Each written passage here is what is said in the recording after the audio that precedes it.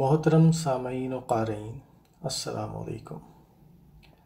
آج کتاب اقتباس سیریز میں ہم جس کتاب سے آپ کو اقتباس سنا رہے ہیں اس کا نام ہے محمد صلی اللہ علیہ وسلم پیغمبر اسلام، اور اس کے مصنف ہیں کانسٹنٹ ورجل جارجیو۔ نبی آخر الزماں صلی اللہ علیہ وسلم کتنے باحیا تھے۔ آپ صلی اللہ علیہ وسلم انتہا کے باحیا شخص تھے۔ اس موضوع پر کچھ روایات ملتی ہیں۔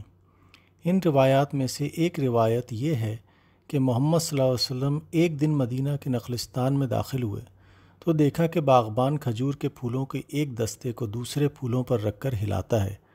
آپ صلی اللہ علیہ وسلم نے پوچھا، ایسا کیوں کر رہے ہو؟ باغبان نے جواب دیا، پھولوں کا یہ دستہ جو میرے ہاتھ میں ہے مذکر ہے اور دوسرے پھول مادہ ہیں۔ ہم مذکر پھولوں کو مادہ پھولوں پر رکھ کر ہلاتے ہیں تاکہ مؤنث پھولوں سے ان کا ملاپ ہو اور یہ برابر ہوں۔ اس جواب میں آپ صلی اللہ علیہ وسلم اس قدر شرمگی ہوئے کہ چہرے پر پسینہ نمودار ہو گیا۔ فرمایا، یہ کام نہ کیا کرو۔ باغبانوں نے آپ صلی اللہ علیہ وسلم کے فرمانے کے مطابق ایسا کرنا چھوڑ دیا۔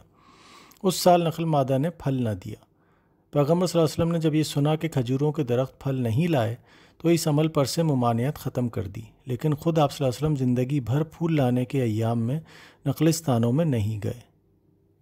قارئین و سامعین، یہ کتاب ادیب آن لائن اپلیکیشن میں فری دستیاب ہے۔ کتاب پڑھنے کے لیے ابھی Adeeb online app download کیجیے۔ کتابوں کے منتخب اقتباسات پڑھنے اور سننے کے لیے ہمارے سوشل میڈیا پیجز کو فالو کریں۔ شکریہ۔